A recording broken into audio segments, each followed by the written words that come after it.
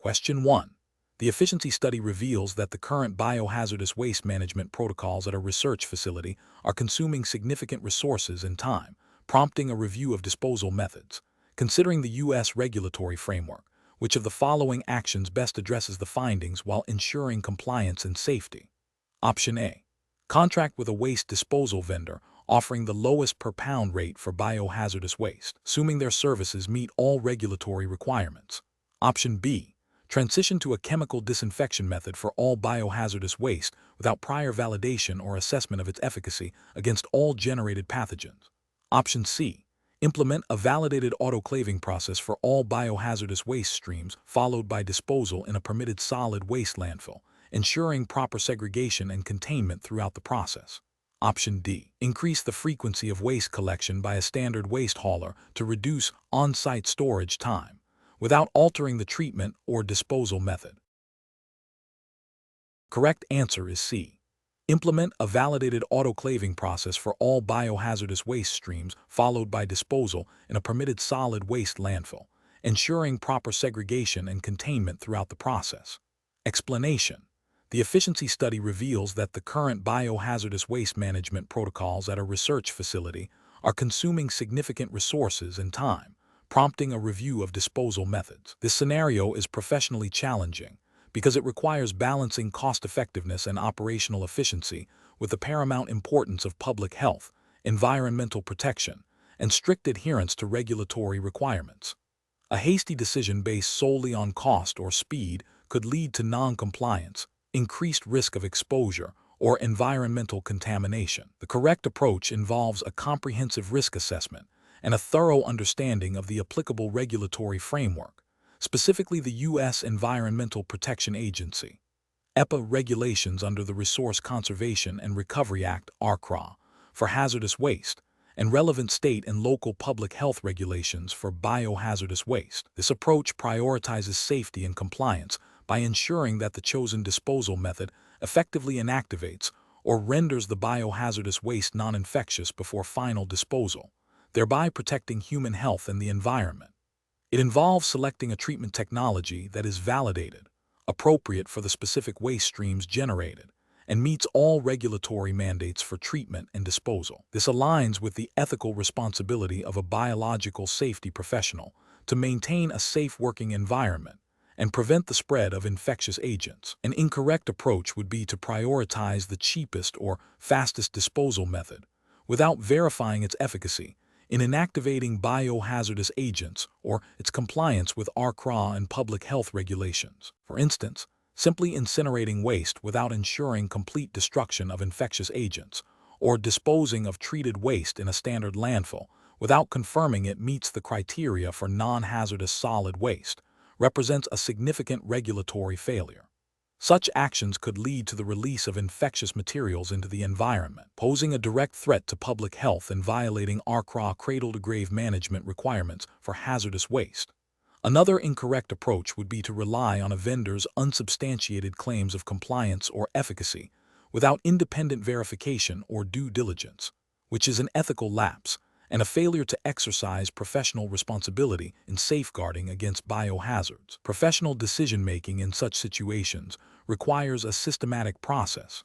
First, identify all applicable federal, state, and local regulations governing biohazardous waste. Second, characterize the waste streams accurately, including their biological and chemical hazards. Third, evaluate potential treatment and disposal technologies based on their efficacy, regulatory compliance, cost, and environmental impact. Fourth, conduct a thorough risk assessment for each viable option. Finally, select the option that best balances safety, regulatory compliance, and operational feasibility, and document the entire decision-making process. Question 2. Risk assessment procedures indicate that a research laboratory currently operating at Biosafety Level 2, BSL2, plans to introduce a novel recombinant virus with an unknown pathogenicity profile, necessitating a reassessment of its engineering controls. Which of the following approaches best optimizes the laboratory's engineering controls to ensure both enhanced biosafety and efficient workflow, while strictly adhering to U.S. regulatory frameworks? Option A. Adopt engineering controls based on the practices of a neighboring laboratory that handles similar, but not identical, biological agents, without performing an independent site-specific risk assessment. Option B. Focus on cost-effective solutions by retrofitting existing fume hoods with HEPA filters and implementing stricter administrative protocols, assuming these will provide adequate containment for the novel virus. Option C. Immediately upgrade all primary containment to Biosafety Level 3, BSL-3, containment standards, including the installation of specialized ventilation systems and personnel decontamination facilities, without conducting a detailed risk assessment for the specific recombinant virus. Option D. Implement a tiered approach to engineering controls, starting with a comprehensive risk assessment to determine the appropriate biosafety level, and then selecting primary containment devices, e.g., certified biosafety cabinets, and facility-level controls, e.g., ventilation, access control, that are commensurate with the identified risks and support efficient experimental procedures. Correct answer is D. Implement a tiered approach to engineering controls, starting with a comprehensive risk assessment to determine the appropriate biosafety level, and then selecting primary containment devices, e.g., certified biosafety cabinets and facility-level controls, e.g., ventilation, access control, that are commensurate with the identified risks and support efficient experimental procedures. Explanation: this scenario is professionally challenging because it requires balancing the immediate need for laboratory functionality with long-term biosafety and regulatory compliance. The challenge lies in identifying engineering controls that are not only effective for the intended biosafety level, BSL, but also optimize workflow and resource utilization without compromising safety. Careful judgment is required to select controls that meet stringent regulatory requirements, while also being practical and sustainable for the laboratory's operations. The correct approach represents best professional practice because it prioritizes a comprehensive, risk-based evaluation of existing and potential engineering controls. This aligns with the fundamental principles of biosafety, which mandate that controls are commensurate with the identified risks. Specifically, it emphasizes the integration of multiple layers of protection, including primary containment, e.g., biosafety cabinets, secondary containment, e.g., facility design, and administrative controls, as outlined in guidelines such as the CDC/NIH Biosafety in Microbiological and Biomedical Laboratories, BMBL. This approach ensures that the chosen controls are not only compliant with regulatory standards, but also demonstrably effective in mitigating exposure risks, thereby upholding ethical responsibilities to protect personnel and the environment. An incorrect approach that focuses solely on upgrading to the highest possible biosafety level without a thorough risk assessment is professionally unacceptable. This fails to adhere to the principle of proportionality in risk management, leading to unnecessary expense and potentially over-engineered solutions that may hinder workflow and introduce new operational challenges. Ethically, it represents a misallocation of resources that could be better directed to address identified risks. Regulatory failure occurs because the BMBL and other relevant standards advocate for controls tailored to the specific hazards and procedures, not a blanket application of the most stringent measures. Another incorrect approach that prioritizes cost savings over proven containment effectiveness is also professionally unacceptable. This directly contravenes the ethical imperative to ensure the highest level of safety for laboratory personnel and the community.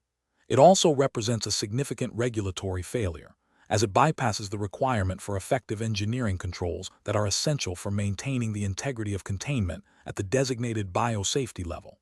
Such an approach could lead to breaches of containment, posing serious health risks and potential legal ramifications. A third incorrect approach that relies on anecdotal evidence or the practices of other laboratories without a site-specific risk assessment is professionally unsound. Biosafety is inherently context-dependent, and what works in one laboratory may not be appropriate or effective in another due to differences in facility design, equipment, personnel training, and the specific biological agents handled. This approach fails to meet the regulatory requirement for a documented, evidence-based risk assessment and can lead to inadequate or inappropriate controls, compromising safety and compliance. The professional decision-making process for similar situations should involve a systematic, risk-based approach. This begins with a thorough hazard identification and risk assessment for all laboratory activities. Based on this assessment, the appropriate biosafety level should be determined. Subsequently, a detailed evaluation of existing and potential engineering controls should be conducted, considering their effectiveness, compatibility with workflows, operational costs, and maintenance requirements. This evaluation should be informed by relevant regulatory guidelines, e.g., BMBL, OSHA standards, and best practices. The selection of controls should then be a deliberate process, prioritizing those that provide the most effective and efficient risk mitigation, ensuring compliance with all applicable regulations and ethical obligations. Question 3. The risk matrix shows that the proposed research involves a moderate-risk pathogen requiring biosafety level 2, BSL-2 containment, and has a moderate potential for aerosol generation. The research team has access to a Class Roman II type A2 biological safety cabinet, BSC, based on the NIH guidelines for research involving recombinant or synthetic nucleic acid molecules, and the CDC biosafety in microbiological and biomedical laboratories, BMBL manual. What is the most appropriate decision regarding the use of the Class Roman II type A2 BSC for this work? Option A. Assume the Class Roman II type A2 BSC is adequate for all BSL-2 work and proceed without further specific evaluation of the aerosol generation potential. Option B. Utilize a Class I BSC as it offers personnel protection and is sufficient for moderate-risk pathogens. Option C. Proceed with the research in the Class Roman II type A2 BSC as it is suitable for BSL-2 work with moderate aerosol generation potential, provided no volatile toxic chemicals are used. Option D. Select a Class Roman II type B2 BSC as it provides a higher level of containment and is always preferable for any BSL-2 work with aerosol potential. The correct answer is C. Proceed with the research in the Class Roman II type A2 BSC as it is suitable for BSL-2 work with moderate aerosol generation potential, provided no volatile toxic chemicals are used. Explanation. Scenario analysis. This scenario presents a common challenge in biological safety where a researcher proposes using a Class Roman II type A2 biological safety cabinet, BSC, for a procedure involving a moderate-risk pathogen. The challenge lies in balancing the need for containment with the practicalities of experimental workflow and resource availability. A critical judgment is required to ensure that the chosen BSC provides adequate protection for both the personnel and the environment, aligning with the specific biosafety level, BSL, requirements and the inherent risks of the biological agent. Misjudging the suitability of the BSC could lead to exposure incidents or compromise experimental integrity. Correct approach analysis. The correct approach involves a thorough assessment of the proposed work, the characteristics of the biological agent, and the specific performance capabilities of the Class Roman II type A2 BSC. This assessment must consider the National Institutes of Health (NIH) guidelines for research involving recombinant or synthetic nucleic acid molecules, and the Centers for Disease Control and Prevention (CDC) Biosafety in Microbiological and Biomedical Laboratories, BMBL manual, which are foundational for biological safety practices in the U.S. A Class Roman II type A2 BSC is suitable for BSL-1, BSL-2, and some BSL-3 activities, provided the work does not involve volatile toxic chemicals or large quantities of radioactive materials. The key is to confirm that the specific pathogen's risk profile, as indicated by its BSL designation, and the nature of the manipulation, e.g., aerosol generation potential, are compatible with the containment and exhaust characteristics of the type A2 BSC.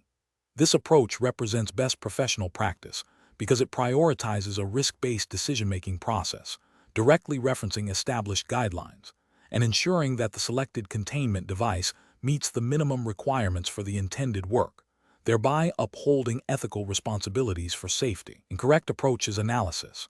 One incorrect approach would be to proceed with the assumption that any Class Roman II BSC is inherently suitable for all BSL-2 work without further evaluation.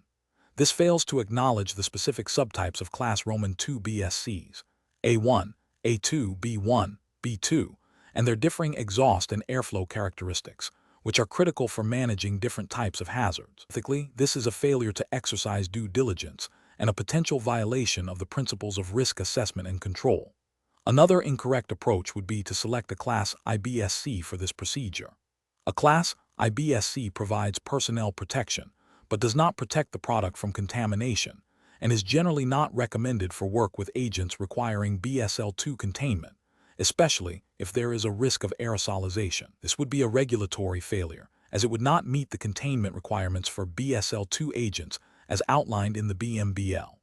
A third incorrect approach would be to solely rely on the researcher's personal experience or preference without consulting established guidelines or performing a formal risk assessment. This bypasses the systematic evaluation process mandated by biosafety principles and regulatory frameworks, leading to potentially unsafe practices and an abdication of professional responsibility. Professional reasoning. Professionals should employ a systematic decision-making framework that begins with understanding the specific biosafety level, BSL, of the agent and the nature of the proposed work. This involves consulting authoritative guidelines such as the CDC BMBL and NIH guidelines. The next step is to evaluate the capabilities of available primary containment devices, specifically their classification, Class I, Roman II, Roman III, and subtype for Class Roman II, and their ability to meet the containment requirements for the identified BSL and the specific experimental procedures. This includes considering factors like exhaust type, recirculating VS, once through, airflow patterns, and suitability for handling volatile chemicals or radioactive materials. If the initial assessment indicates a potential mismatch, further consultation with biosafety professionals, review of manufacturer specifications, and potentially a site-specific risk assessment are necessary. The ultimate decision must be justifiable based on established biosafety principles and regulatory compliance, prioritizing the protection of personnel, the environment, and the integrity of the research. Question 4. Benchmark analysis indicates that a research team plans to work with a pathogenic Salmonella strain at biosafety level 2, BSL-2. Which of the following best describes the essential steps for ensuring appropriate containment and safety for this proposed work, adhering strictly to U.S. regulatory frameworks for biological safety? Option A. Rely on the general understanding of BSL-2 containment without a specific risk assessment, assuming that standard laboratory safety protocols will adequately mitigate the risks of working with pathogenic bacteria. Option B. Designate the laboratory as BSL-2 and implement general BSL-2 practices as outlined in standard biosafety manuals, assuming these are sufficient for any pathogenic Salmonella strain. Option C. Conduct a thorough risk assessment of the specific Salmonella strain and the proposed procedures to determine the necessary BSL-2 practices, equipment, and facility features, ensuring all are implemented and functional. Option D. Prioritize the implementation of readily available BSL-2 equipment and practices, deferring more complex or costly measures until funding is secured or required by an external audit. Correct answer is C. Conduct a thorough risk assessment of the specific Salmonella strain and the proposed procedures to determine the necessary BSL-2 practices, equipment, and facility features, ensuring all are implemented and functional. Explanation. Scenario analysis. This scenario presents a common challenge in biological safety where a new research protocol involving a moderate-risk pathogen e.g., a strain of Salmonella known to cause disease in humans, is proposed for implementation at a biosafety level 2, BSL-2 laboratory. The challenge lies in ensuring that the proposed practices, equipment, and facility design adequately mitigate the risks associated with this specific agent and the intended procedures, while also adhering to the stringent requirements of BSL-2 as defined by the relevant U.S. regulatory framework, e.g., CDC/NIH guidelines. Failure to accurately assess and implement these requirements could lead to laboratory-acquired infections, environmental contamination, and non-compliance with federal regulations. Correct approach analysis. The correct approach involves a comprehensive risk assessment that directly informs the selection and implementation of appropriate BSL-2 containment measures. This means meticulously evaluating the specific pathogen's characteristics, infectivity, pathogenicity, mode of transmission, the procedures to be performed, e.g., aerosol-generating procedures, manipulation of large volumes, and the potential for exposure. Based on this assessment, the team must ensure that all standard BSL-2 practices, e.g., access control, personal protective equipment, decontamination procedures, safety equipment, e.g., biological safety cabinets, eyewash station, and facility features, e.g., self-closing doors, sink for hand washing, are in place and functioning correctly. This aligns with the fundamental principles of biosafety, emphasizing a proactive, risk-based approach to containment, as mandated by guidelines such as the CDC/NIH Biosafety in Microbiological and Biomedical Laboratories, BMBL. Incorrect approaches analysis. One incorrect approach would be to assume that simply designating the laboratory as BSL-2 is sufficient without a detailed risk assessment for the specific agent and procedures.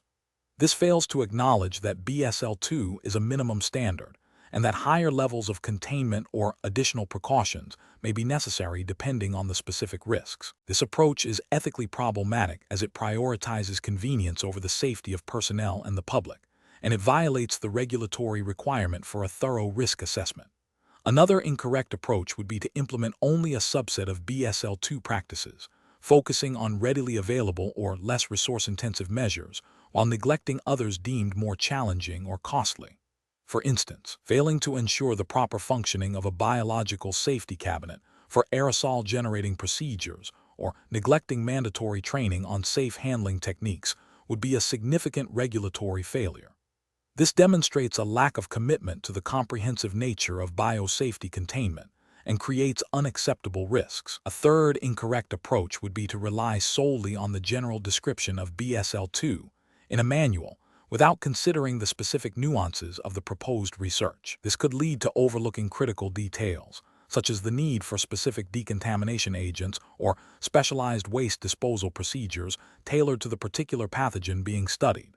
This approach is a failure of due diligence and can result in inadequate containment and potential breaches. Professional reasoning. Professionals should adopt a systematic, risk-based decision-making process. This begins with a thorough understanding of the relevant regulatory framework, e.g., CDC/NIBMBL. Next, conduct a detailed risk assessment for the specific agent and procedures. Based on this assessment, identify and implement the appropriate containment measures, ensuring that all aspects of BSL-2 practices, equipment, facilities are addressed. Regular review and re-evaluation of these measures are crucial, especially when protocols change or new information becomes available. This iterative process ensures ongoing compliance and maintains a high standard of biosafety. Question 5.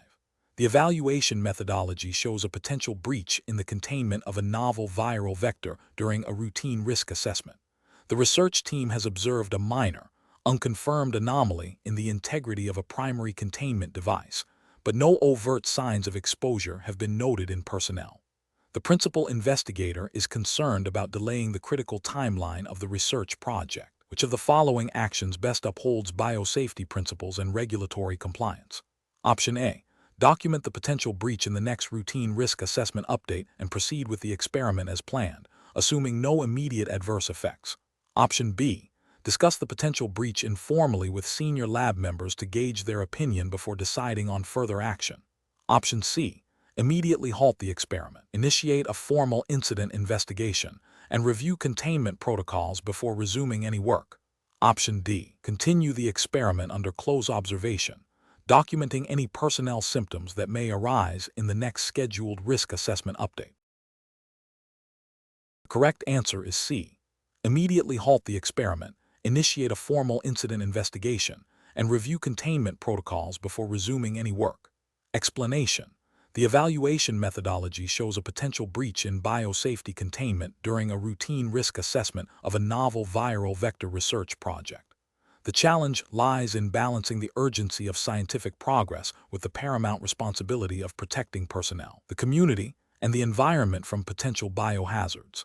This scenario requires a professional to make a judgment call that could have significant implications for public health and institutional reputation, demanding a thorough understanding of regulatory requirements and ethical obligations. The correct approach represents best professional practice because it prioritizes immediate containment and thorough investigation, aligning directly with the principles of the Occupational Safety and Health Administration (OSHA) standards, specifically the Occupational Exposure to Hazardous Chemicals in Laboratory Standard 29 CFR 1910, 1450, and the Biosafety in Microbiological and Biomedical Laboratories BMBL guidelines.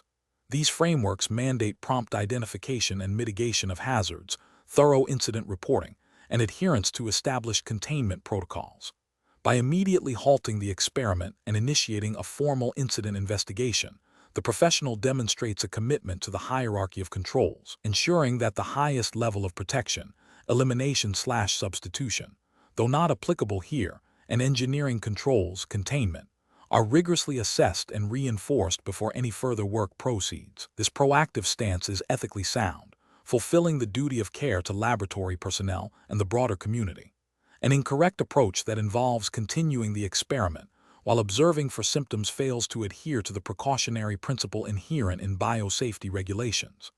OSHA laboratory standard requires employers to ensure that a chemical hygiene plan, CHP, is in place and implemented, which includes procedures for responding to spills and exposures. Ignoring a potential breach until symptoms appear is a direct violation of these requirements, as it delays necessary containment and decontamination efforts, increasing the risk of wider exposure. Ethically, this approach demonstrates negligence and a disregard for the well-being of laboratory workers. Another incorrect approach, which is to document the potential breach in the next routine risk assessment update without immediate action, is also professionally unacceptable. Biosafety protocols, as outlined in the BMBL, emphasize the importance of immediate reporting and response to any deviation from established containment procedures. Delaying action until a scheduled update undermines the principle of timely hazard control and could allow a potential exposure to go unaddressed, increasing the risk of transmission. This failure to act promptly constitutes a regulatory violation and an ethical lapse in fulfilling the duty to protect. Finally, an incorrect approach that involves discussing the potential breach informally with colleagues, without initiating a formal investigation or reporting mechanism, is insufficient. While collegial discussion can be a starting point, it does not satisfy the regulatory requirement for documented incident investigation and corrective action. OSHA and BMBL guidelines necessitate formal procedures to ensure that all potential exposures are properly assessed, documented, and addressed through appropriate control measures. Relying solely on informal communication bypasses critical oversight and accountability mechanisms, posing a significant biosafety risk. The professional decision-making process for similar situations should involve a systematic approach. 1. Immediate assessment of the potential hazard and risk. 2. Activation of emergency containment and decontamination procedures if necessary. 3. Formal incident reporting and initiation of a thorough investigation. 4. Review of existing protocols and implementation of corrective actions to prevent recurrence. 5. Communication of findings and actions to relevant stakeholders. This structured approach ensures compliance with regulatory frameworks and upholds ethical responsibilities in biological safety. Question 6. Market research demonstrates that laboratories are increasingly working with novel or poorly characterized biological agents. When faced with a newly isolated bacterial strain from an environmental sample with no readily available safety data, which approach to hazard identification is most aligned with regulatory requirements and best professional practice for a certified biological safety professional, CBSP, in the United States? Option A. Rely on anecdotal information from colleagues who may have encountered similar environmental isolates, prioritizing speed of research over detailed hazard assessment. Option B. Assume the agent poses no significant risk because it is an environmental isolate and not directly associated with human or animal disease. Option C. Assign the lowest possible biosafety level, BSL-1, as a default, assuming minimal risk until specific evidence of pathogenicity is discovered. Option D. Conduct a comprehensive review of scientific literature, including peer-reviewed publications and reputable databases, to identify known hazards associated with the organism's genus and species, and assess potential risks based on the intended experimental procedures. The correct answer is D. Conduct a comprehensive review of scientific literature, including peer-reviewed publications and reputable databases, to identify known hazards associated with the organism's genus and species, and assess potential risks based on the intended experimental procedures. Explanation. Scenario analysis. This scenario presents a common challenge in biological safety, the need to accurately identify and assess hazards associated with novel or poorly characterized biological agents. The professional difficulty lies in the inherent uncertainty and the potential for significant harm if hazards are underestimated or misidentified. This requires a rigorous, evidence-based approach that goes beyond superficial similarities and delves into the specific properties of the agent. The professional must balance the need for timely research progress with the paramount responsibility of ensuring laboratory and community safety. Correct approach analysis. The correct approach involves a comprehensive review of available scientific literature, including peer-reviewed publications, safety data sheets, SDS, if available for related organisms and reputable databases. This is crucial because it allows for the identification of known hazards associated with the organism's genus, species, or even strain, such as pathogenicity, transmissibility, potential for aerosolization, and known toxins. Furthermore, it enables the assessment of potential risks based on the intended experimental procedures. This aligns with the principles of hazard identification and risk assessment mandated by regulatory frameworks such as the Occupational Safety and Health Administration's OSHA, Occupational Exposure to Hazardous Chemicals in Laboratory Standard, 29 CFR 1910, 1450, which requires employers to develop and implement a chemical hygiene plan that includes procedures for identifying and evaluating hazards. Ethically, this approach prioritizes worker safety and public health by proactively seeking information to implement appropriate controls. Incorrect approach is analysis. One incorrect approach is to rely solely on the biosafety level, BSL, assigned to a closely related, well-characterized organism without further investigation. This is a failure because BSL assignments are general guidelines, and subtle differences in strain virulence, genetic modification, or the presence of specific virulence factors can significantly alter the actual risk profile. Ethically, this represents a dereliction of duty to adequately assess specific hazards, potentially leading to inadequate containment and exposure. Another incorrect approach is to assume that because an agent is not widely known or documented, it poses minimal risk. This is a dangerous assumption that ignores the potential for novel hazards or the possibility that the agent may have been studied in less accessible or non-public forums. Regulatory frameworks emphasize a proactive approach to hazard identification, not a passive one based on the absence of readily available negative information. Ethically, this approach prioritizes convenience over safety and fails to uphold the precautionary principle. A third incorrect approach is to base hazard identification solely on the perceived ease of handling or the absence of immediate, obvious symptoms in initial observations. This is flawed because many biological hazards are insidious, with delayed effects or transmission routes that are not immediately apparent. It also fails to account for the potential for asymptomatic shedding or the generation of infectious aerosols during experimental manipulation. This approach violates the principle of thorough hazard assessment and can lead to underestimation of risk and inadequate control measures, posing a significant ethical and regulatory failure. Professional reasoning. Professionals should adopt a systematic and iterative approach to hazard identification. This begins with a thorough literature search and consultation of authoritative databases. If information is limited, a tiered approach to risk assessment should be employed, starting with conservative assumptions and implementing higher levels of containment and control until more definitive information is available. This process should involve consultation with subject matter experts, institutional biosafety committees, and relevant safety professionals. The decision-making process should be documented, and control measures should be regularly reviewed and updated as new information becomes available. This ensures a dynamic and responsive approach to biological safety that is both scientifically sound and ethically responsible. Question 7. The audit findings indicate a pattern of inconsistent practices in handling biological materials, with observations suggesting potential breaches in containment related to the movement of personnel and equipment within the laboratory. Considering the principles of biosafety and the potential for various transmission routes, which of the following approaches best addresses the identified concerns to optimize biosafety protocols? Option A. Focus solely on improving signage and basic hygiene protocols, assuming that the observed inconsistencies are minor and do not pose a significant risk of transmission for the majority of biological materials used. Option B. Immediately mandate the use of higher-level personal protective equipment for all personnel entering the laboratory, without further investigation into the specific nature of the observed practices or the biological agents involved. Option C. Implement a single, broad procedural change, such as a mandatory decontamination step for all equipment leaving the laboratory, without first assessing the specific transmission risks associated with different types of equipment and biological agents. Option D.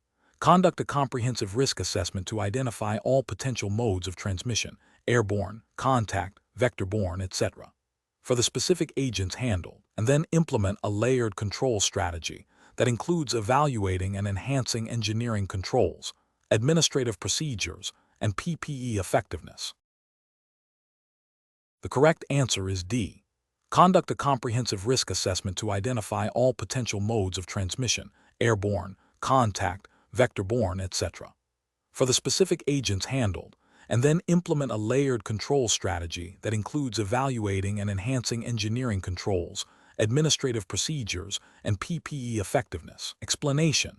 Scenario analysis. This scenario presents a challenge because it requires the biosafety professional to interpret audit findings related to modes of transmission and then select the most appropriate intervention strategy. The challenge lies in accurately identifying the root cause of potential breaches based on the observed practices, and then prioritizing interventions that directly address the identified risks within the specific regulatory framework of the Certified Biological Safety Professional (CBSP) exam. Misinterpreting the mode of transmission or implementing an ineffective control measure can lead to continued exposure risks, regulatory noncompliance, and potential harm to personnel or the environment. Correct approach analysis. The correct approach focuses on a comprehensive risk assessment that considers all potential modes of transmission and implements layered controls.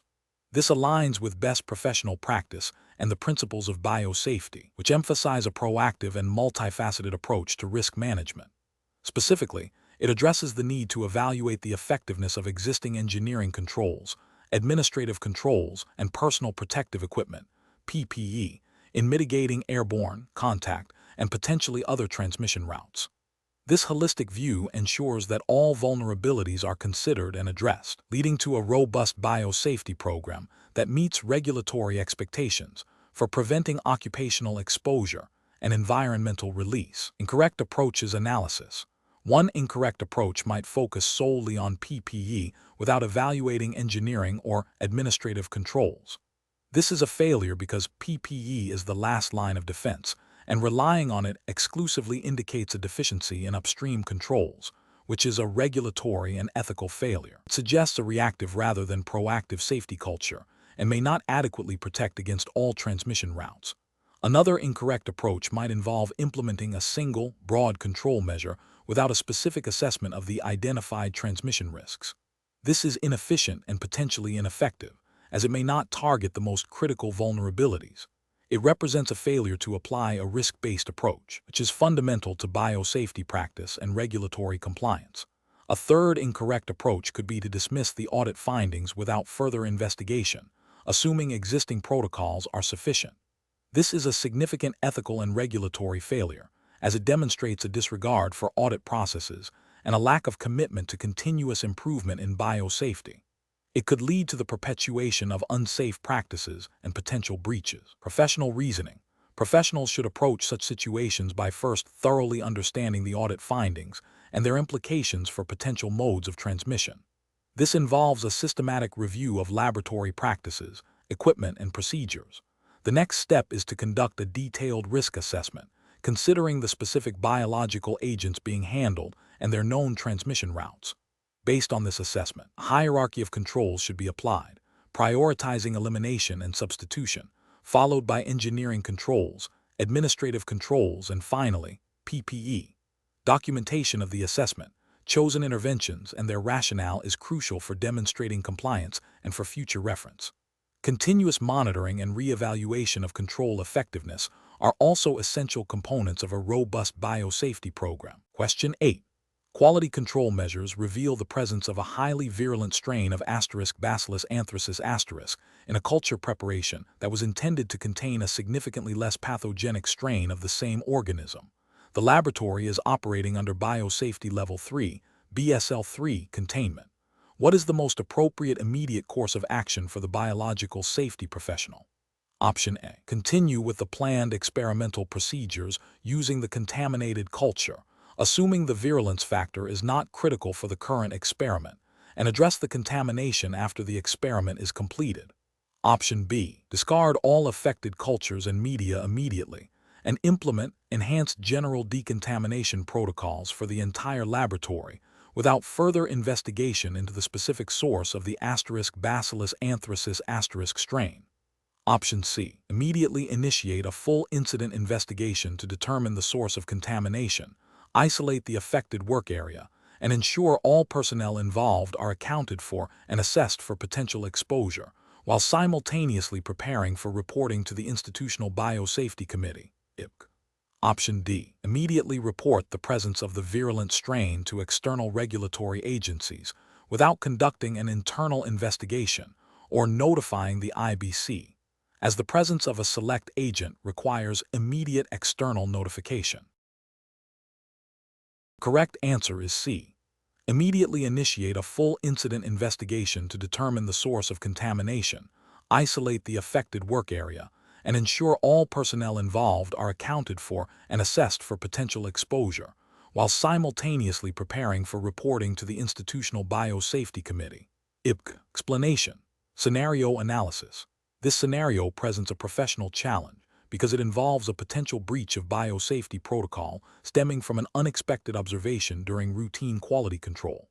The presence of a known virulent strain of Bacillus anthracis in a sample intended for a less pathogenic strain necessitates immediate and decisive action. The challenge lies in accurately identifying the source of contamination, assessing the risk, and implementing appropriate containment and mitigation strategies while adhering strictly to regulatory requirements. Failure to act swiftly and correctly could lead to laboratory-acquired infections, environmental release, and significant regulatory penalties. Correct approach analysis.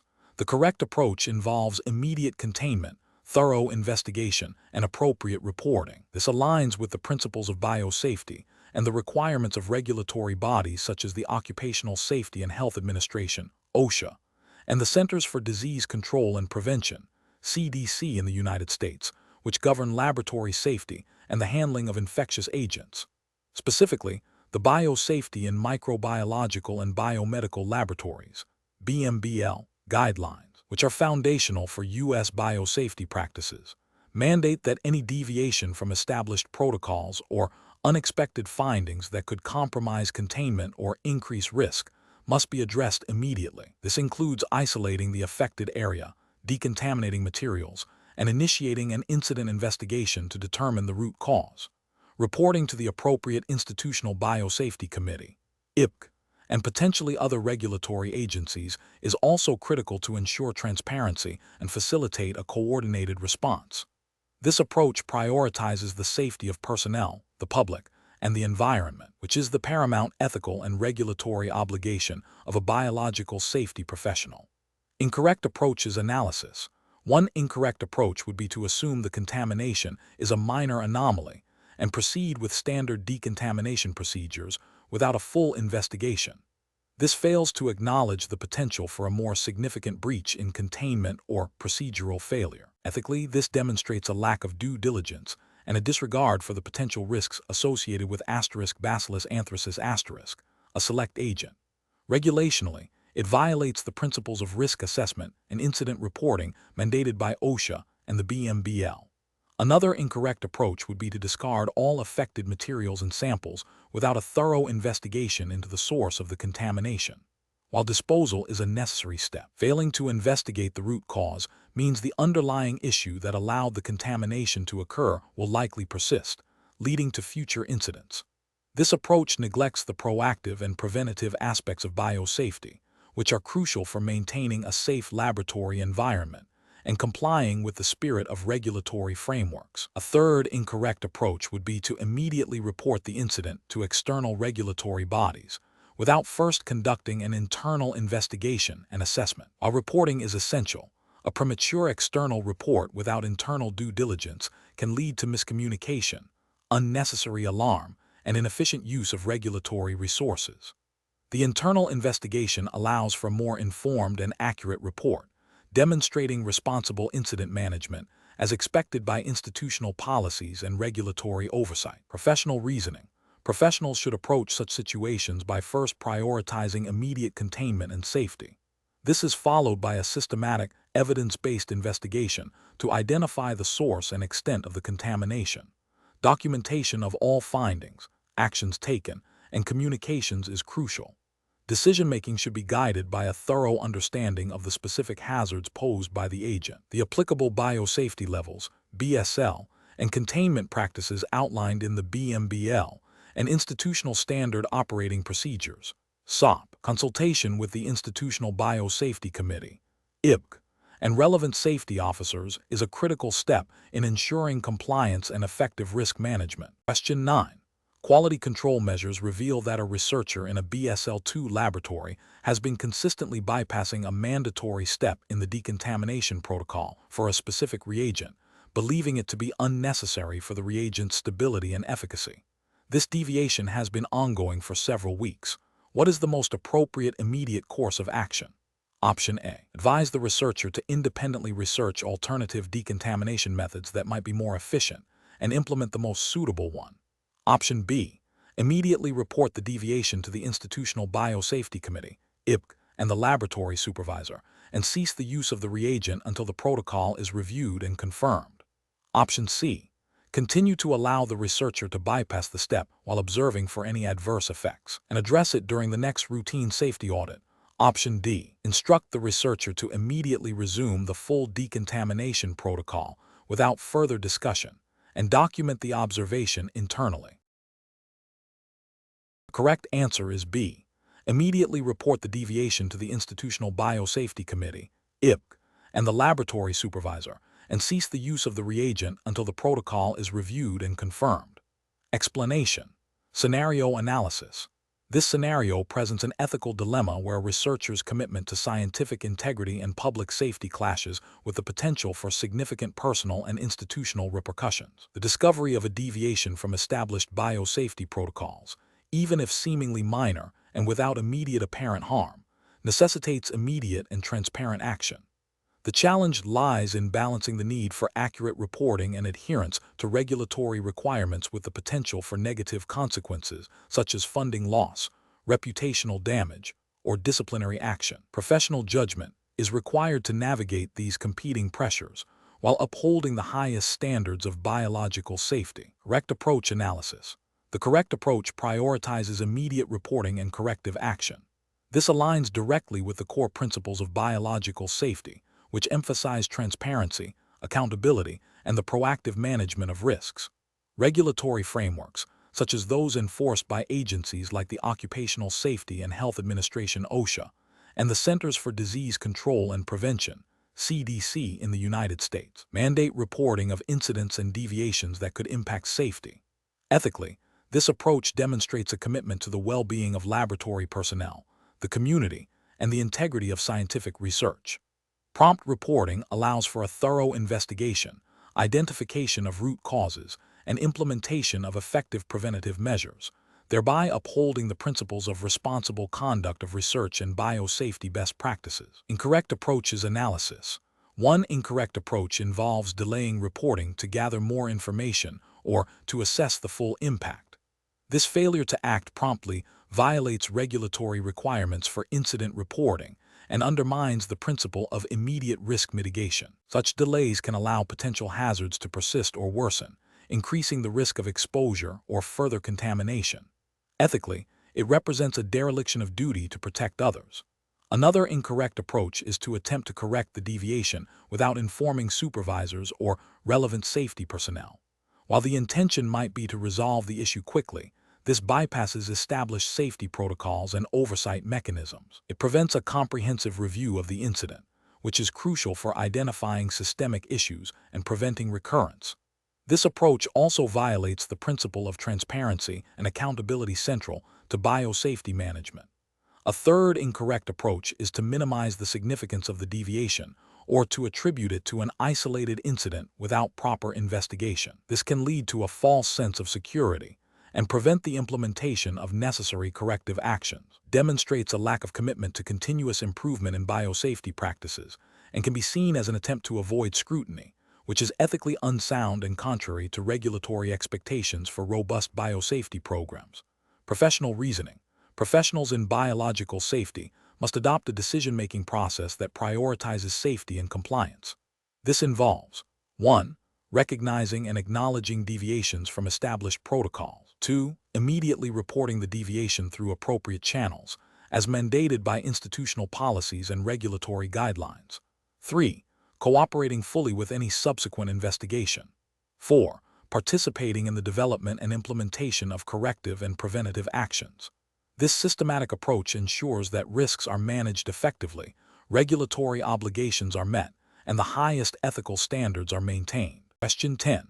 Assessment of a biological safety program's respiratory protection protocols reveals that respirators are readily available in laboratories, but a formal hazard assessment to determine the specific need for respiratory protection for various tasks involving infectious agents has not been conducted.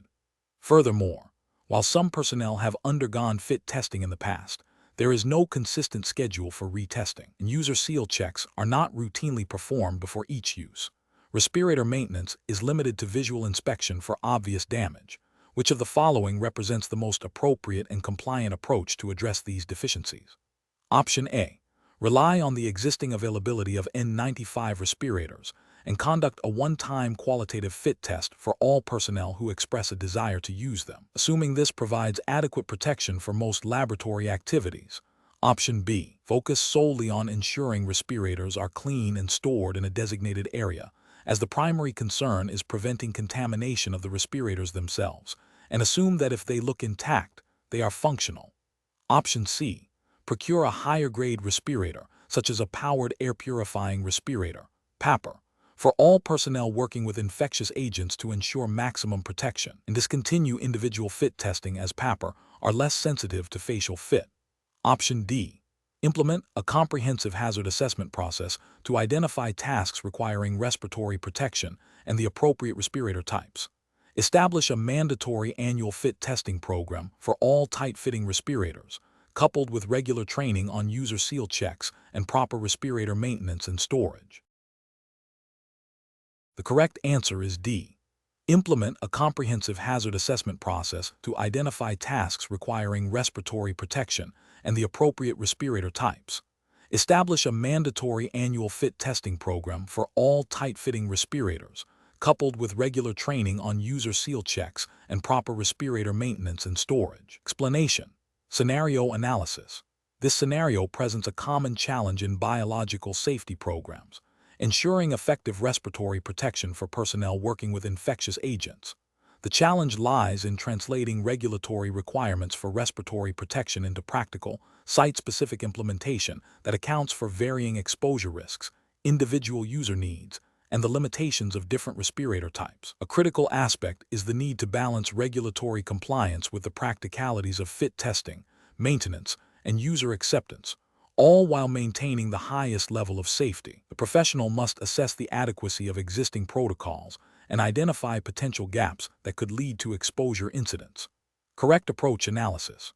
The correct approach emphasizes a comprehensive, risk-based strategy that aligns with the principles of industrial hygiene and biosafety.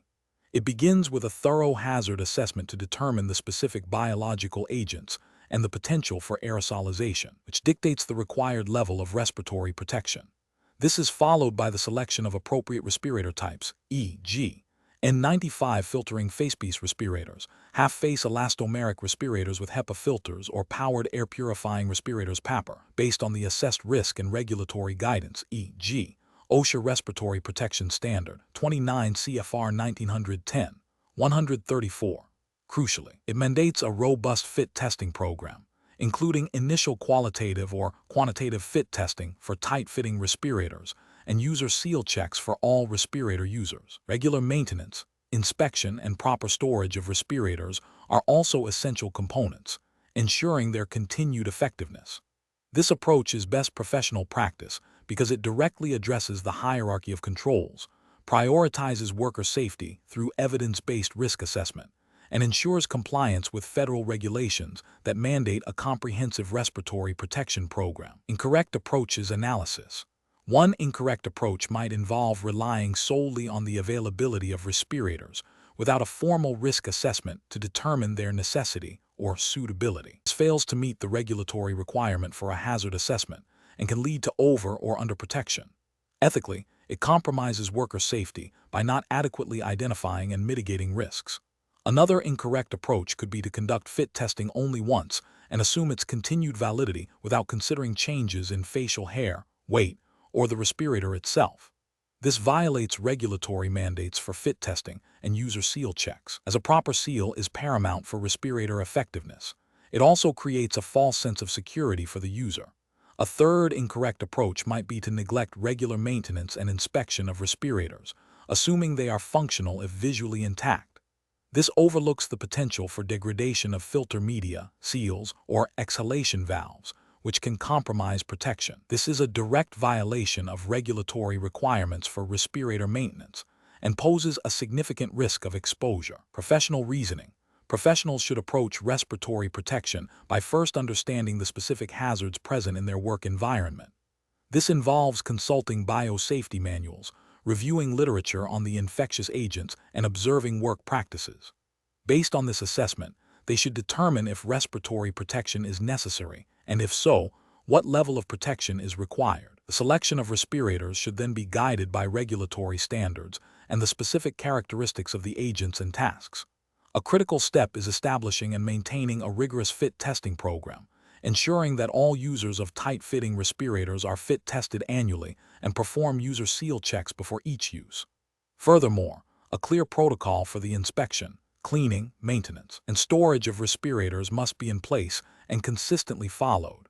Regular training on proper use, limitations, and maintenance is also vital. This systematic, risk-informed, and compliance-driven approach ensures the highest level of protection for personnel. Question 11.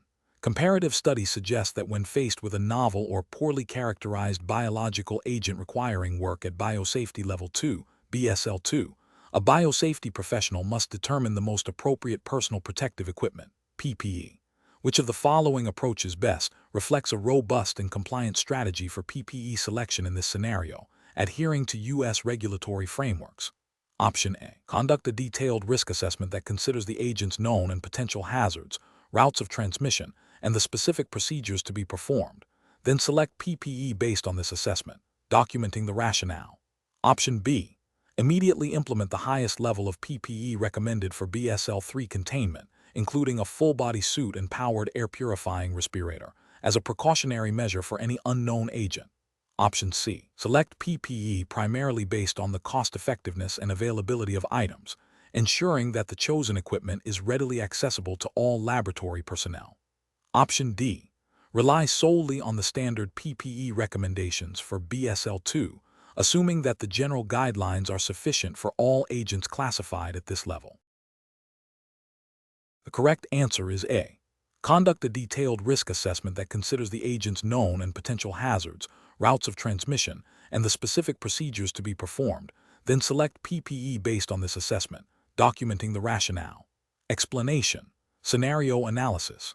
This scenario presents a common challenge in biological safety, selecting appropriate PPE for a novel or poorly characterized biological agent. The difficulty lies in the absence of definitive risk assessment data, requiring the biosafety professional to rely on a combination of scientific literature, analogous agent data, and a conservative, risk-averse approach.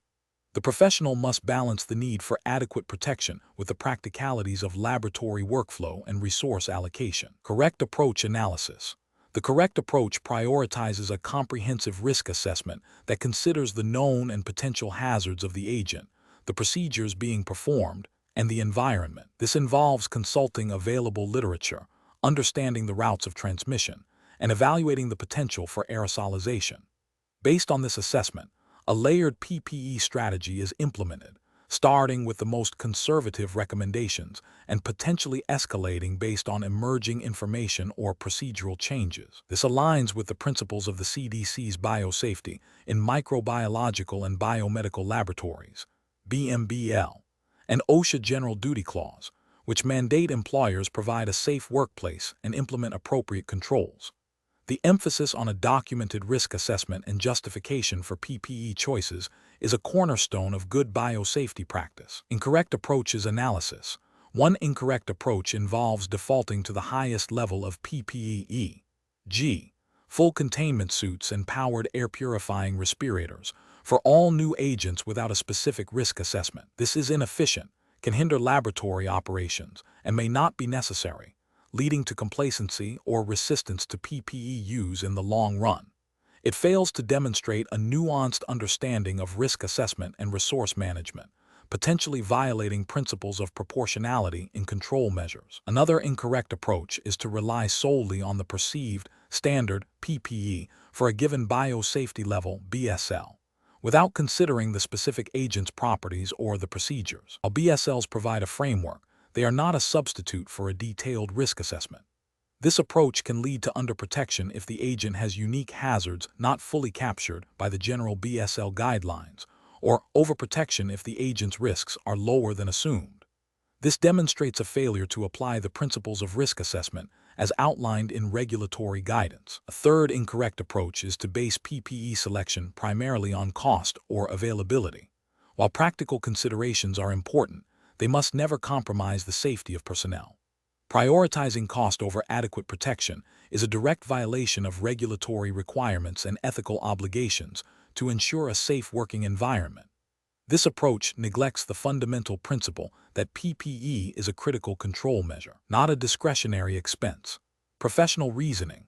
Professionals should approach this situation by first gathering all available information on the agent and the proposed work. This includes searching scientific literature, consulting with subject matter experts, and reviewing any existing safety data sheets or internal risk assessments for similar agents. The next step is to conduct a thorough risk assessment, identifying potential hazards, routes of exposure, and the likelihood and severity of potential harm. Based on this assessment, a tiered approach to control measures, including administrative controls, engineering controls, and PPE, should be developed.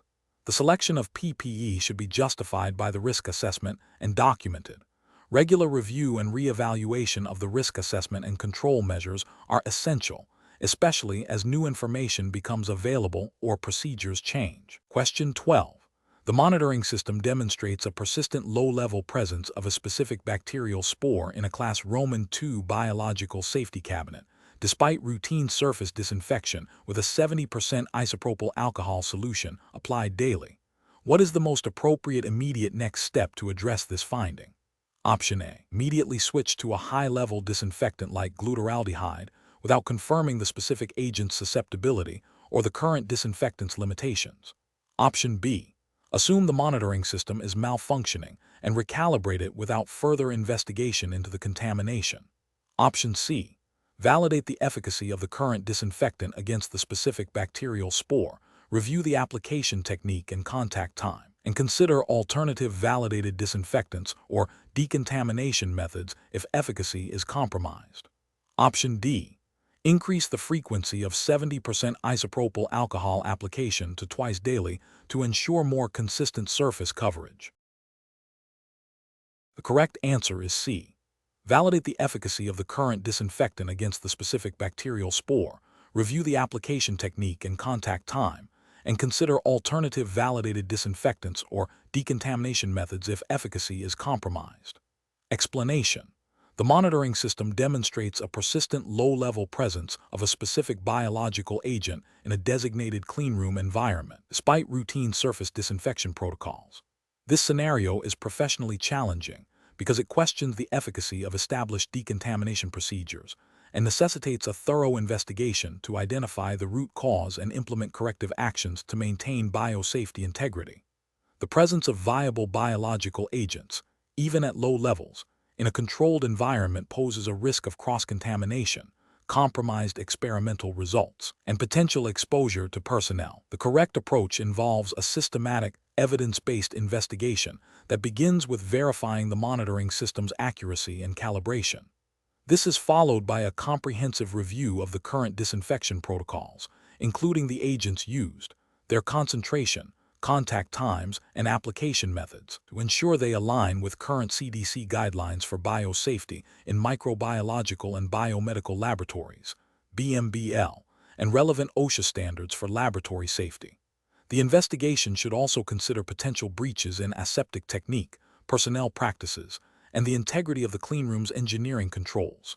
Implementing a validated, broader-spectrum disinfectant with a longer contact time, or exploring alternative decontamination methods like UV irradiation or vaporized hydrogen peroxide, based on the specific agent's susceptibility, represents best professional practice. This aligns with the principle of risk assessment and mitigation mandated by biosafety regulations, ensuring the highest level of protection for personnel and the integrity of research.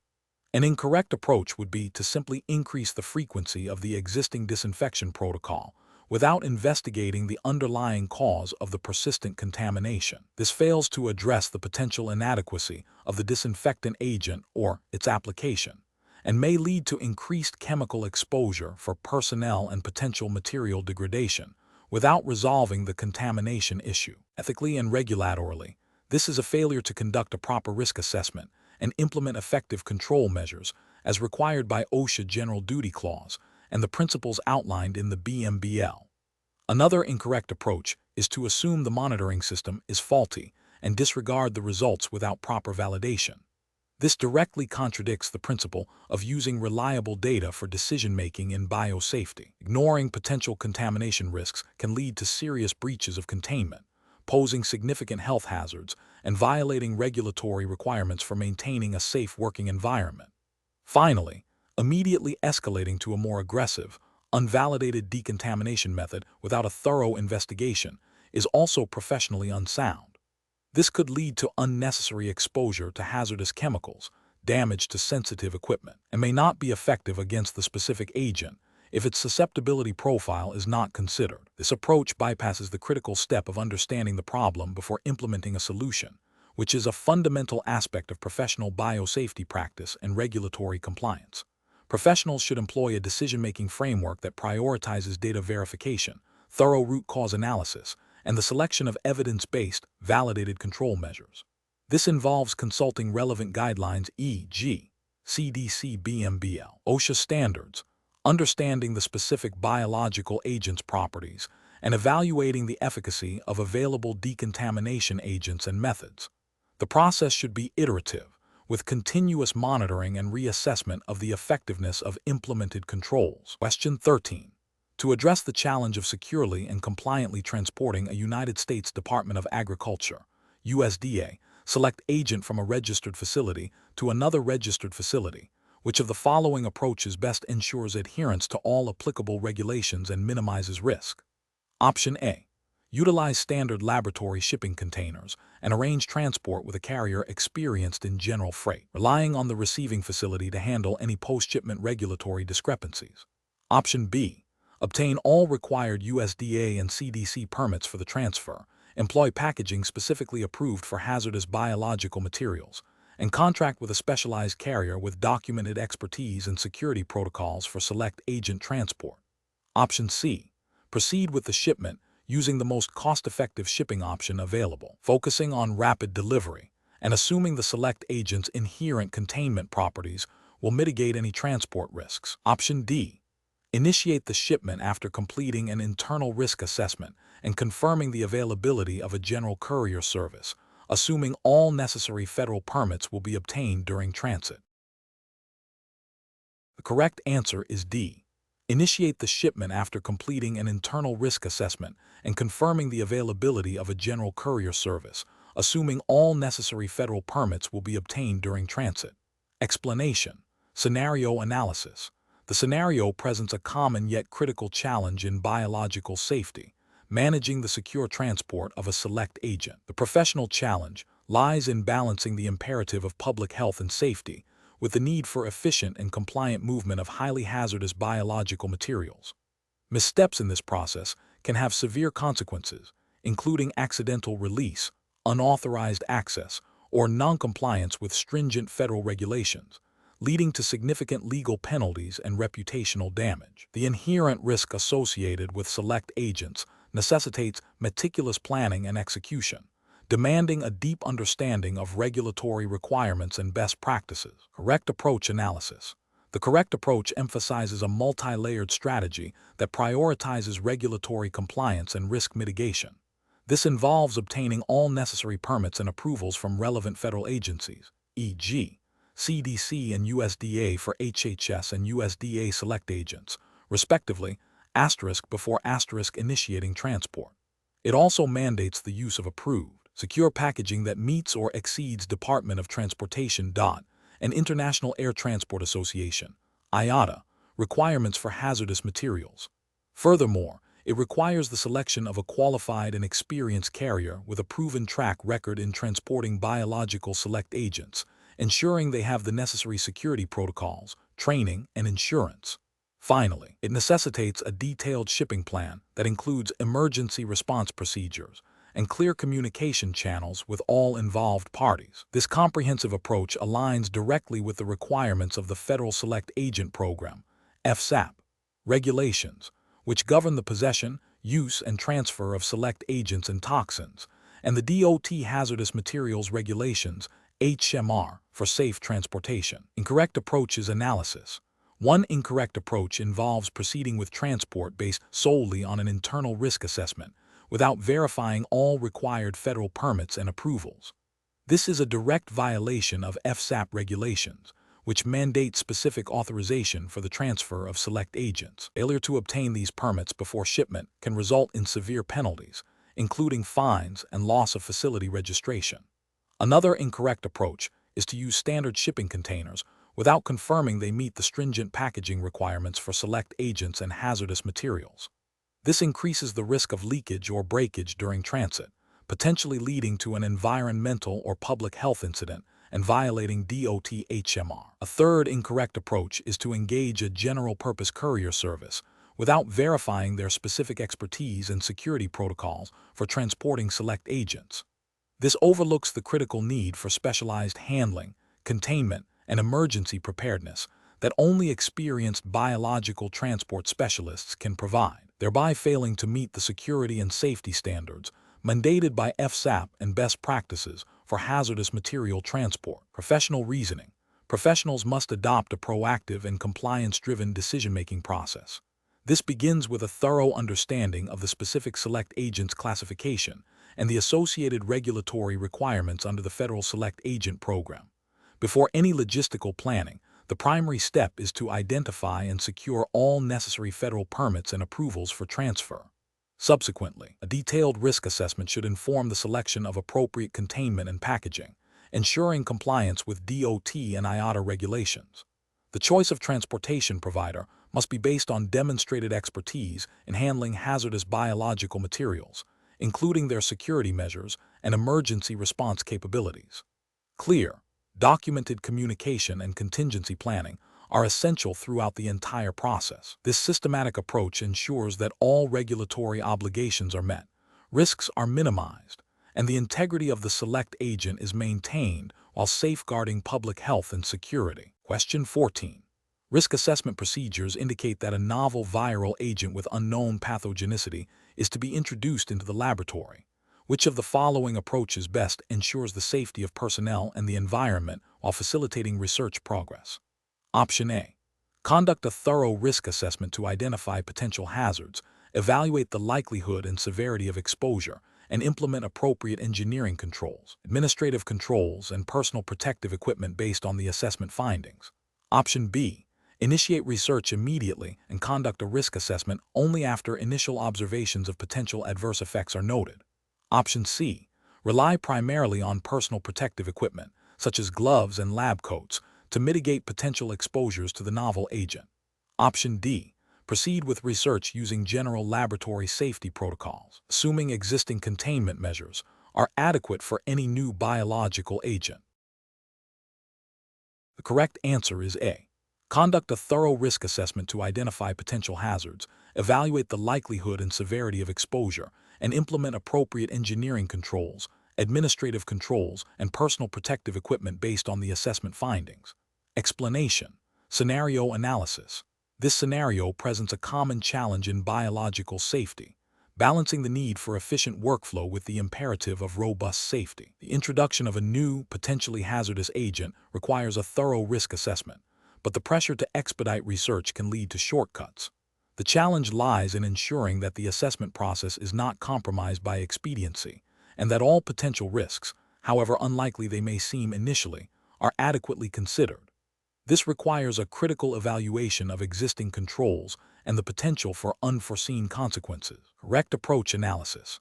The correct approach involves a systematic review and enhancement of existing containment and procedural controls based on the specific characteristics of the new agent.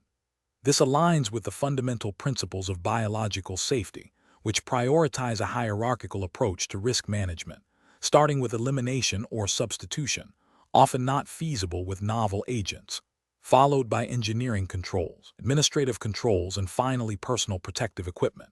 The U.S. regulatory framework, particularly OSHA Laboratory Standard 29 CFR 1910, 1450, and CDC's Biosafety in Microbiological and Biomedical Laboratories, BMBL, mandates a risk-based approach to biosafety, enhancing controls based on the agent's known or suspected properties, e.g., infectivity, pathogenicity, route of transmission, and the specific procedures being performed is a direct application of these principles. This proactive and thorough evaluation ensures that the likelihood and severity of potential exposures are minimized to an acceptable level, reflecting best professional practice and regulatory compliance.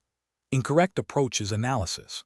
Proceeding with the research without a comprehensive risk assessment, relying solely on general laboratory safety protocols, represents a significant regulatory and ethical failure. This approach ignores the specific hazards posed by the new agent and the potential for increased risk associated with novel pathogens. It violates the core tenets of biosafety risk assessment, which require a tailored evaluation for each new biological agent and experimental procedure. Ethically, it places laboratory personnel and the wider community at unnecessary risk. Assuming existing controls are sufficient without specific evaluation for the new agent is another failure. While general controls may offer some protection, they may not be adequate for agents with different hazard profiles. This oversight can lead to underestimation of risk and inadequate implementation of necessary safety measures, contravening the principle of continuous improvement in biosafety and potentially violating regulatory requirements for documented risk assessments. Relying solely on personal protective equipment, PPE, as the primary control measure is a failure of the hierarchy of controls. PPE is considered the last line of defense. Over-reliance on PPE without robust engineering and administrative controls indicates a flawed risk assessment process and an inadequate understanding of biosafety principles. This approach is not only less effective, but also ethically questionable, as it places a disproportionate burden on individuals to mitigate risks that could be better controlled at the source through engineering and administrative means. Professional reasoning. Professionals should approach new biological agents with a mindset of caution and thoroughness. The decision-making process should begin with identifying the agent and its known or suspected hazards. This information should then be used to conduct a detailed risk assessment, considering the procedures to be performed, the quantities of the agent, and the potential for exposure. The assessment should inform the selection and implementation of appropriate containment and control measures, following the hierarchy of controls. Regular review and re-evaluation of the risk assessment are crucial, especially when procedures change or new information about the agent becomes available. This systematic and evidence-based approach ensures that safety is prioritized while enabling responsible scientific advancement. Question 15. Benchmark analysis indicates that a novel bacterial isolate has been recovered from a patient presenting with unusual respiratory symptoms. Preliminary observations suggest it possesses unique genetic material and exhibits some characteristics of known pathogens, but its exact pathogenicity and transmissibility are not yet fully understood. Biosafety professional is tasked with recommending an initial biosafety level, BSL, for handling this agent in a research laboratory setting within the United States. Which of the following approaches best aligns with regulatory requirements and professional best practices for this classification? Option A. Assign the agent to BSL2 based on its bacterial nature and the initial observation of unusual symptoms, pending further characterization. Option B. Assign the agent to BSL-1 as it is a bacterium and no immediate, severe public health threat has been confirmed, assuming standard laboratory practices are sufficient. Option C. Classify the agent at the highest possible BSL-4 until definitive data proves it is less hazardous to ensure maximum containment. Option D. Conduct a thorough risk assessment, considering all available data on the agent's characteristics, potential for disease, routes of transmission, and availability of countermeasures, to determine the most appropriate BSL according to CDC/NIH BMBL guidelines. The correct answer is A. Assign the agent to BSL-2 based on its bacterial nature and the initial observation of unusual symptoms, pending further characterization. Explanation. Scenario analysis. This scenario presents a common challenge in biological safety, accurately classifying a newly identified biological agent for appropriate containment and handling. The difficulty lies in the potential for misclassification, which can lead to inadequate safety measures, posing risks to personnel, the environment, and public health. The professional challenge is to apply established classification principles and regulatory guidance to a novel situation, requiring critical thinking and a thorough understanding of the agent's characteristics. Correct approach analysis. The correct approach involves a systematic evaluation of the agent's known or suspected biological properties against the criteria defined by the relevant regulatory framework for classifying biological agents. This includes considering its pathogenicity, transmissibility, potential for causing disease, and the availability of effective treatments or preventative measures. Adherence to the specific guidelines of the Certified Biological Safety Professional, CBSP, exams jurisdiction, which in this case is the United States, means referencing documents like the CDC/NIH Biosafety in Microbiological and Biomedical Laboratories, BMBL manual. This manual outlines the 4 biosafety levels, BSL, and the characteristics of agents typically assigned to each level. A thorough risk assessment, informed by scientific literature and expert consultation, is paramount to ensuring the agent is placed in the appropriate BSL, thereby dictating the necessary engineering controls, administrative controls, and personal protective equipment, PPE. This aligns with the ethical imperative to protect human health and the environment. Incorrect approach is analysis. One incorrect approach would be to rely solely on the agent's morphology or common name, without a comprehensive assessment of its pathogenic potential. This is a regulatory failure, because it bypasses the risk assessment process mandated by biosafety regulations, which are designed to address the actual hazards posed by an agent, not just its superficial characteristics. Ethically, this is unacceptable as it prioritizes expediency over safety. Another incorrect approach would be to assign the agent to a BSL based on anecdotal evidence or the practices of other laboratories, without verifying the information against the specific requirements of the BMBL. This is a regulatory failure because it deviates from established national standards and could lead to undercontainment. Ethically, it demonstrates a lack of due diligence and a disregard for established safety protocols. A third incorrect approach would be to assume the agent is of low risk simply because it is a newly discovered bacterium, without investigating its specific virulence factors or potential for zoonotic transmission. This is a regulatory failure, as it neglects the critical step of characterizing the agent's potential hazards as outlined in biosafety guidelines. Ethically, it represents a failure to uphold the principle of precaution. Professional reasoning. Professionals should approach such situations by initiating a comprehensive risk assessment. This involves gathering all available data on the agent, consulting relevant scientific literature, and engaging with subject matter experts. The classification process should be guided by the principles and requirements outlined in the BMBL, specifically focusing on the agent's inherent hazards and the potential for exposure. Documentation of the assessment process and the rationale for the chosen BSL is crucial for accountability and future reference. If uncertainty remains, erring on the side of caution by assigning a higher BSL until further data is available is the most responsible course of action. Question 16. System analysis indicates a laboratory technician working with BSL-2 agents has declined the recommended influenza vaccination, citing personal beliefs. The technician has no known underlying health conditions that would contraindicate the vaccine. The institution's biosafety manual strongly recommends annual influenza vaccination for all personnel working with infectious agents, citing its role in reducing absenteeism and the potential for co-infection with more serious pathogens. The biosafety officer must determine the appropriate course of action. Option A. Document the technician's declination, provide educational materials on the risks of influenza and the benefits of vaccination, and conduct a specific risk assessment for the technician's role to identify any additional control measures needed to mitigate potential exposure risks. Option B. Inform the technician that their refusal will be noted and may impact their ability to work with certain biological agents in the future, without exploring the reasons for refusal or potential accommodations. Option C. Accept the technician's declination without further discussion or documentation, assuming personal beliefs supersede institutional recommendations. Option D. Mandate the influenza vaccination for the technician, explaining that it is a requirement for all personnel working with infectious agents to ensure laboratory safety. The correct answer is A.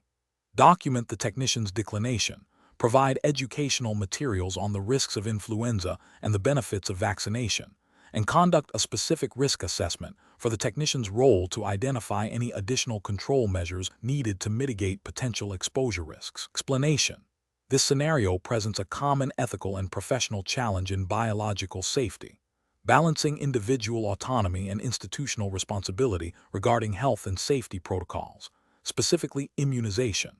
The challenge lies in navigating the tension between an employee's right to refuse a medical intervention and the institution's obligation to protect its workforce and prevent the spread of infectious agents. A robust immunization program is a cornerstone of biosafety, directly impacting risk assessment and mitigation strategies for laboratories working with biological materials. The correct approach prioritizes a comprehensive understanding of the relevant regulatory framework, which in the U.S. context for biosafety professionals would include OSHA standards, e.g., 29 CFR 1910, 1030 for bloodborne pathogens, which mandates post-exposure prophylaxis and offers voluntary vaccination, CDC recommendations, and institutional policies. This approach involves a thorough risk assessment of the specific biological agents handled, the potential for exposure, and the efficacy of alternative control measures.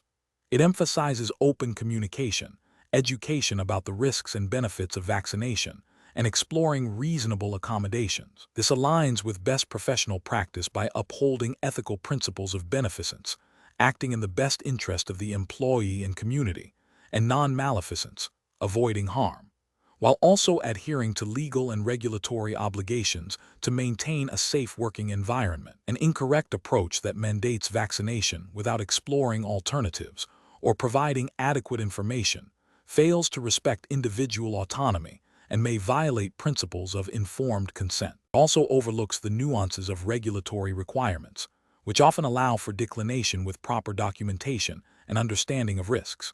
Another incorrect approach that dismisses the employee's concerns without a proper risk assessment or consultation with occupational health specialists is negligent and fails to meet the professional standard of care. This approach ignores the potential for unforeseen consequences and the importance of a documented, evidence-based decision-making process. Finally, an approach that solely relies on the employee's personal beliefs without considering the collective safety implications and the institution's responsibility to mitigate biological hazards is professionally irresponsible and potentially violates biosafety principles. Professionals should approach such situations by initiating a dialogue, clearly explaining the rationale behind the immunization recommendation based on risk assessment and regulatory requirements, and providing comprehensive information about the vaccine's safety and efficacy. They should then explore the employee's specific concerns and, in consultation with occupational health and HR, investigate potential reasonable accommodations or alternative risk mitigation strategies that do not compromise the safety of the individual or the laboratory environment. This process should be documented thoroughly. Question 17. Consider a scenario where a research laboratory stores valuable viral vectors and primary cell cultures in multiple -80°C freezers. The laboratory has recently experienced several instances of minor temperature fluctuations in one of the freezers, which were corrected by manually adjusting the thermostat. The current temperature monitoring system consists of internal freezer thermometers and a logbook where temperatures are recorded twice daily. The laboratory director is seeking advice on how to ensure the integrity of these critical samples and maintain regulatory compliance regarding temperature monitoring and alarm systems. Option A. Rely on the existing internal freezer thermometers and manual logbook entries, ensuring that staff are reminded to check temperatures diligently twice daily and to manually adjust any readings that appear to be outside the acceptable range. Option B. Upgrade to a more expensive freezer model with a built-in digital display, assuming that the advanced display will inherently provide sufficient monitoring and that manual logbook entries can continue as the primary record-keeping method. Option C. Implement a continuous temperature monitoring system with validated probes and a centralized alarm system that alerts designated personnel via email and text message for any deviation outside of predefined, validated temperature ranges, coupled with a documented standard operating procedure, SOP, for alarm response and sample management. Option D. Install a secondary, independent temperature logger that records data weekly and instruct staff to review these logs monthly to identify any potential issues that may have occurred. The correct answer is C. Implement a continuous temperature monitoring system with validated probes and a centralized alarm system that alerts designated personnel via email and text message for any deviation outside of predefined, validated temperature ranges, coupled with a documented standard operating procedure, SOP, for alarm response and sample management. Explanation: this scenario is professionally challenging because it requires a biological safety professional to balance the critical need for sample integrity with the practical realities of equipment maintenance and emergency response within a regulated environment. The integrity of biological samples stored in freezers and refrigerators is paramount for research, diagnostics, and public health. Temperature excursions can lead to sample degradation, rendering them unusable, which has significant scientific, financial, and ethical implications. The challenge lies in establishing robust monitoring and alarm systems that are both effective and compliant with relevant regulations, while also having clear protocols for responding to deviations. The correct approach represents best professional practice because it prioritizes a multi-layered, proactive, and documented system for temperature monitoring and alarm management. This includes regular calibration and validation of monitoring devices, ensuring alarm set points are appropriate and validated, and establishing clear, actionable standard operating procedures, SOP, for alarm response and sample management during excursions. This aligns with the principles of good laboratory practice, GLP, and the general requirements for maintaining controlled environments for biological materials, as often implicitly or explicitly required by regulatory bodies overseeing biosafety. The emphasis on documentation and validation ensures accountability and provides a traceable record of system performance and any corrective actions taken, which is crucial for regulatory compliance and quality assurance. An incorrect approach that relies solely on visual inspection of temperature gauges is professionally unacceptable. This fails to meet the fundamental requirement for continuous, objective monitoring.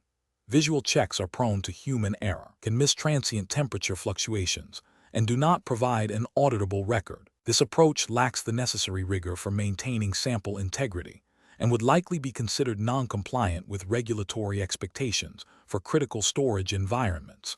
Another incorrect approach that involves setting alarm thresholds based on anecdotal experience rather than validated data is also professionally unsound. Alarm set points must be scientifically determined and validated to ensure they accurately reflect the temperature range required for sample stability and to minimize false alarms while effectively detecting critical deviations. Relying on guesswork introduces an unacceptable level of risk to sample integrity and can lead to either missed excursions or unnecessary disruptions. A third incorrect approach that neglects to establish clear, documented procedures for responding to alarm events is equally problematic. Even with a sophisticated monitoring system, the effectiveness of the system is diminished if there is no defined process for investigating, mitigating, and documenting temperature excursions.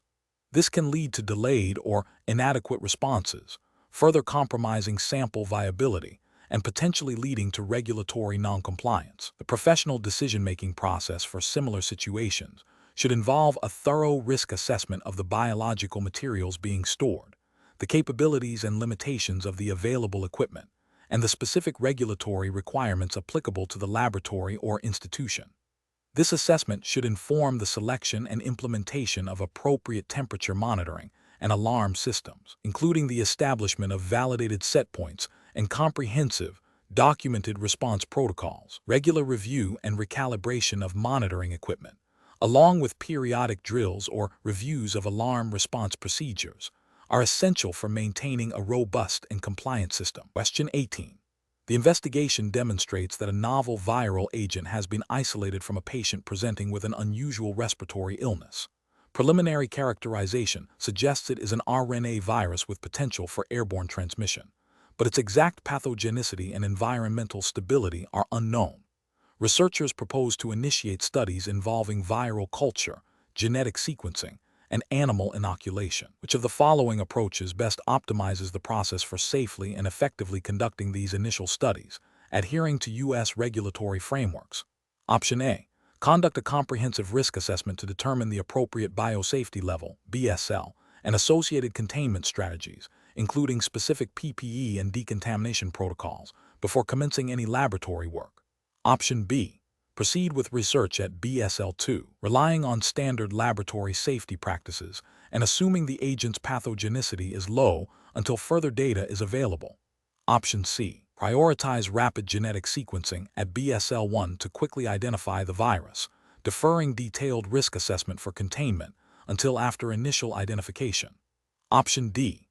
Immediately implement BSL-4 containment procedures for all proposed research activities due to the unknown nature of the agent and potential for airborne transmission. The correct answer is A. Conduct a comprehensive risk assessment to determine the appropriate biosafety level, BSL, and associated containment strategies, including specific PPE and decontamination protocols, before commencing any laboratory work. Explanation: scenario analysis. This scenario presents a challenge in optimizing biosafety protocols for a newly identified viral agent. The difficulty lies in balancing the need for robust containment and worker protection with the practicalities of research workflow and resource allocation.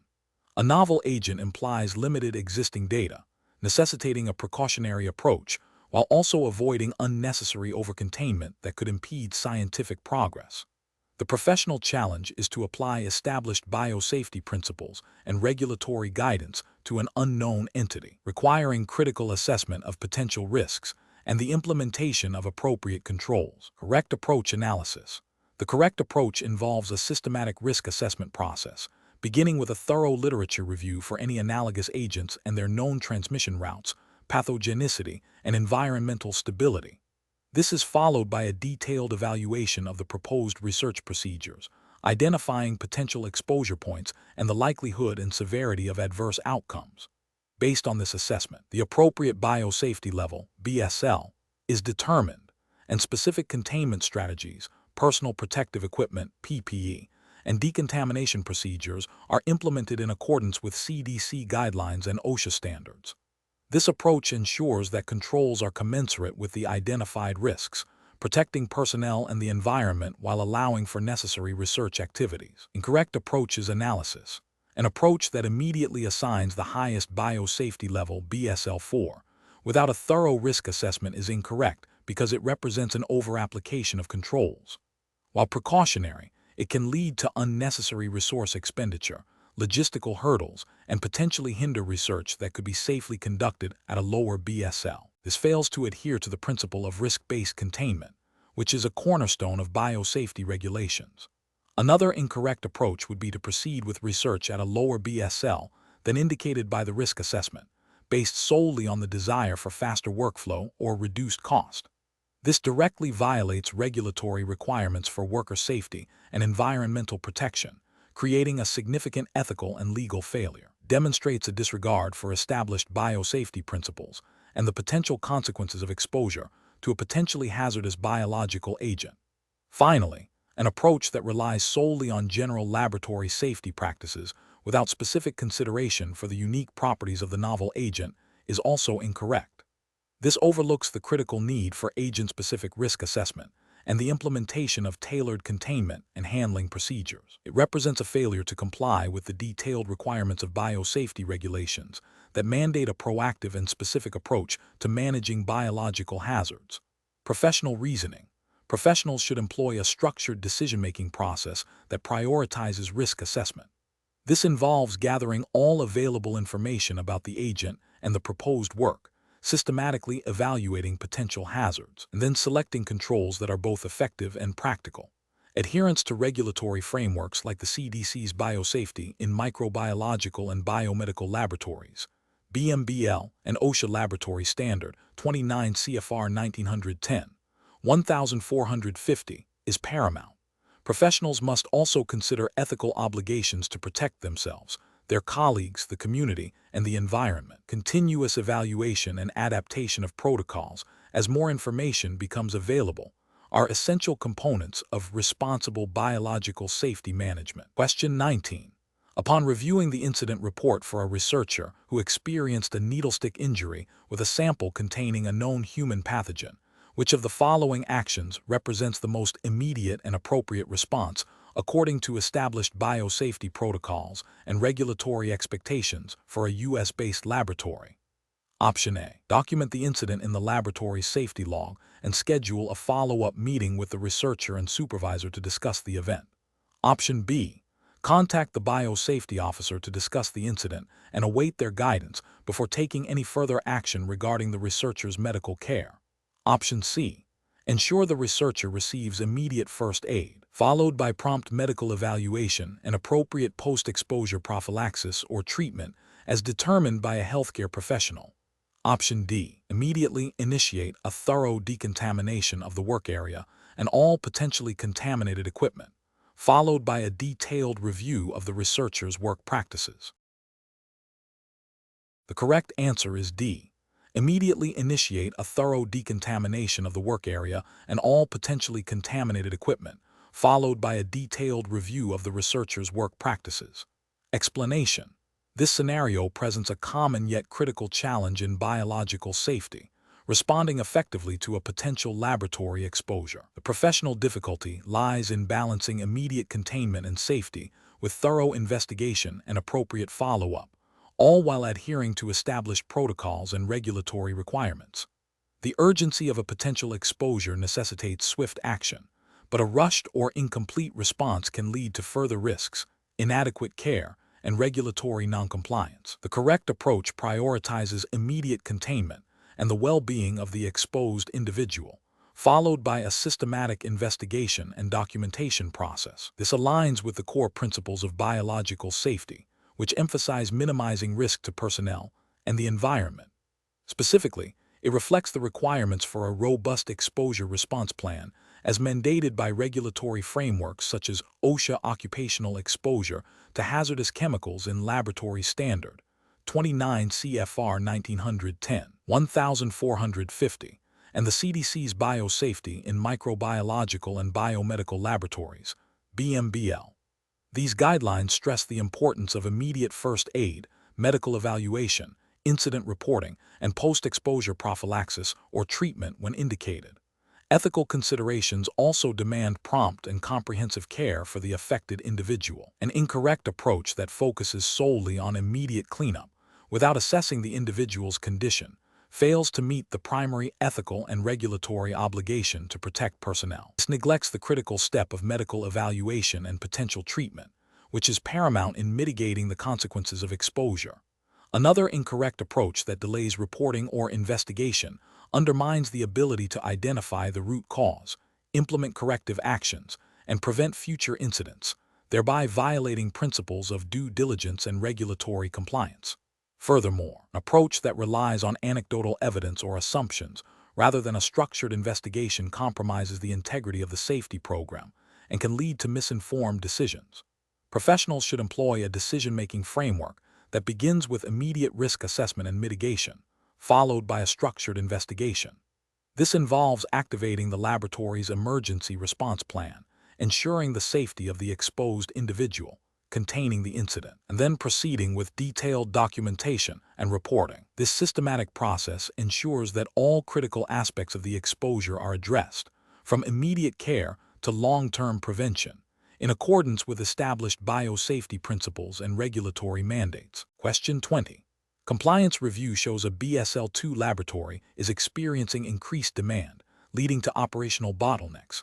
The laboratory supervisor proposes modifying the main laboratory door to a sliding door with an interlock system, believing this will improve traffic flow and reduce the risk of accidental door propping, without consulting the biosafety officer or conducting a formal risk assessment. Option A. Replicate the door design and interlock system used in a nearby BSL-3 laboratory, assuming it will provide adequate containment for the BSL-2 environment. Option B. Implement the change immediately to address operational bottlenecks, and then inform the biosafety officer of the modification after it is completed. Option C. Proceed with the installation of the sliding door and interlock system as proposed by the supervisor, assuming it will inherently improve safety and efficiency. Option D. Conduct a thorough risk assessment to evaluate the impact of the proposed sliding door and interlock system on containment, airflow, and personnel safety, ensuring compliance with BSL-2 requirements. The correct answer is D. Conduct a thorough risk assessment to evaluate the impact of the proposed sliding door and interlock system on containment, airflow, and personnel safety, ensuring compliance with BSL-2 requirements. Explanation. This scenario presents a common challenge in biosafety, where a perceived operational need conflicts with established containment principles. The professional challenge lies in balancing the desire for increased throughput and accessibility with the paramount requirement of maintaining containment integrity and protecting personnel and the environment. Careful judgment is required to ensure that any modifications do not compromise the biosafety level, BSL, of the laboratory. The correct approach represents best professional practice because it prioritizes a thorough risk assessment before implementing any changes. This aligns with fundamental biosafety principles and regulatory expectations, such as those outlined by the CDC and NIH in the United States, which mandate that facility design and operational procedures must be commensurate with the risk posed by the biological agents being handled. A risk assessment systematically evaluates potential hazards, exposure pathways, and the effectiveness of existing controls, ensuring that any proposed modifications are evaluated for their impact on containment. This approach is ethically sound as it upholds the responsibility to protect public health and safety. An incorrect approach that bypasses a formal risk assessment and proceeds with modifications based solely on operational convenience is professionally unacceptable. This demonstrates a failure to adhere to established biosafety protocols and regulatory requirements. Such an approach creates a significant ethical failure by potentially exposing personnel and the environment to unacceptable risks, violating the principle of do no harm. It also represents a regulatory failure by not ensuring that the facility continues to meet the design and operational standards for its designated BSL. Another incorrect approach that relies on anecdotal evidence or the practices of other laboratories without a specific assessment of the current laboratory's context is also professionally unsound. While learning from others is valuable, biosafety is context-specific. What works in one laboratory may not be appropriate or sufficient in another due to differences in agent, procedures, or existing infrastructure. This approach risks introducing new vulnerabilities or failing to adequately address existing ones, leading to potential regulatory noncompliance and ethical lapses. The professional decision-making process for similar situations should always begin with a comprehensive understanding of the biosafety level requirements and the specific agents being handled. Any proposed change, regardless of its perceived simplicity, must trigger a formal risk assessment. This assessment should involve relevant stakeholders, including biosafety professionals, facility engineers, and laboratory personnel. The outcome of the risk assessment will dictate the appropriate course of action, which may include implementing enhanced containment features, modifying operational procedures, or determining that the proposed change is not feasible without compromising safety. This systematic, evidence-based approach ensures that decisions are protective, compliant, and ethically responsible.